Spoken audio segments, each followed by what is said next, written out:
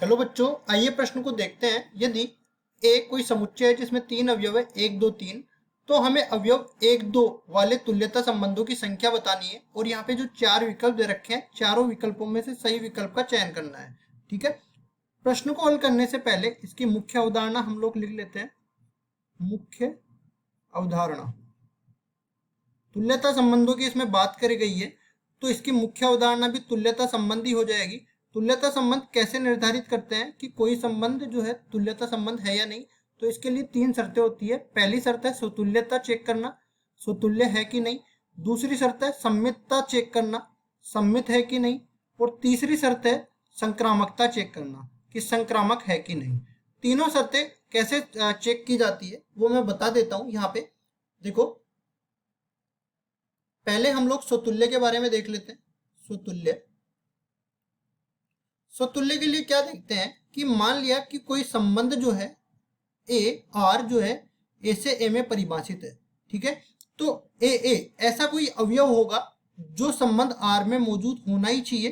प्रत्येक अवयव ए जो बड़े वाले ए के अंदर है। जैसे बड़े वाले ए के अंदर जो है अपने पास कितने अवयव है, एक दो तीन। ठीक है, एक दो तीन, तो इनसे बनने वाला जो संबंध है, देखो कितने संबंध परिभाषित हो सकते हैं। अधिक जो संबंध है उसके अंदर अधिकतम अवयव कितने आ सकते हैं, तो देखो ए से ए में परिभाषित है, तो इसके जो क्रमित युग्म में देख लेते हैं, तो तीन अवयव इसमें होंगे, तीन अवयव उसमें होंगे, तो तीन गुणा तीन, नौ अवयव हो सकते हैं अधिकतम। जो भी अपने पास संबंध प्राप्त होगा उसमें अधिकतम अवयव 9 हो सकते हैं। तो इसमें देखो ये एक एक दो दो तीन तीन जितने भी अवयव होते हैं उसके जो है जो पुनरावर्ती वाले अवयव होते हैं संबंध के, वो इसमें मौजूद होने चाहिए स्वतुल्यता के लिए। ठीक है, दूसरा सम्मितता के लिए क्या देखते हैं हम लोग, सम्मित है कि नहीं। तो इसमें हम लोग अगर कोई संबंध आर ए से ए में परिभाषित है तो ए बी आर में है। अगर ए बी आर में है तो बी ए बी आर में होना चाहिए, बी ए बी आर में होना चाहिए, जहां पे प्रत्येक अवयव ए और बी दोनों ही दिए हुए समुच्चय से आने चाहिए। तीसरा अपने पास आता है संक्रामक।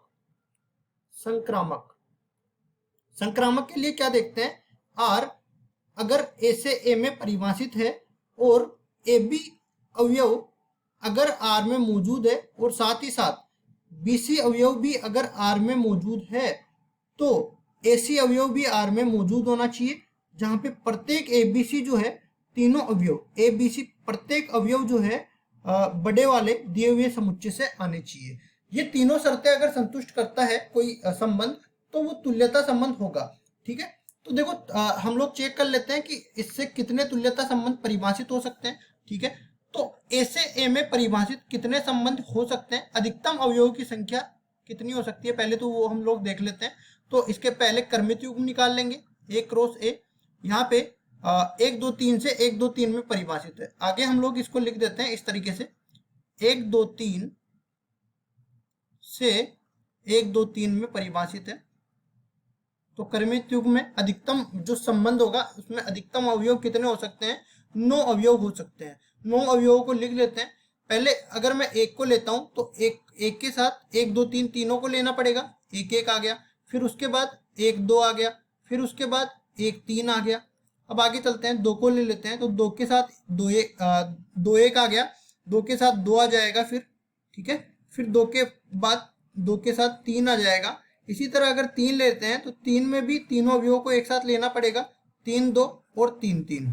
इस तरह से अधिकतम अवयव आ सकते हैं जो भी संबंध परिभाषित होगा। अब कितने संबंध परिभाषित हो सकते हैं जो तुल्यता होंगे।